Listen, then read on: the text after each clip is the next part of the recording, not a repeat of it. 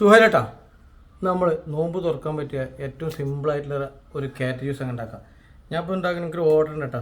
ഒരു 30 ആക്കുള്ള carrot juice 3 kilo എടുക്കാം. 2 side ശരിയാക്കാം. ബാക്കി കാണിച്ചിട്ട് വരി. നമുക്ക് കട്ട് ചെയ്ത് വെച്ചാട്ടോ, ചെറുതാക്കി കട്ട് ചെയ്യാം. നല്ലൊന്ന് വൃത്തിയാക്കി കേക്ക് എടുക്കട്ടെ. കുക്കർ എടുക്കാം. മുങ്ങണ പോലത്തിലുള്ള വെള്ളം ഒഴിക്കണം.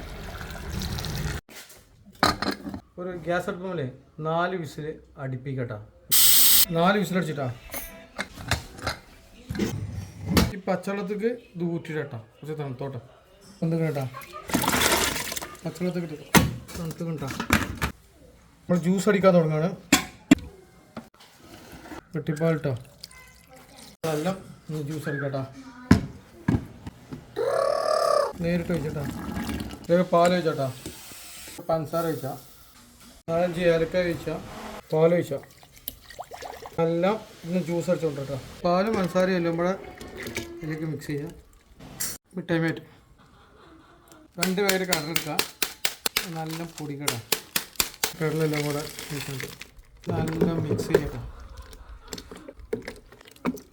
അടിപൊളി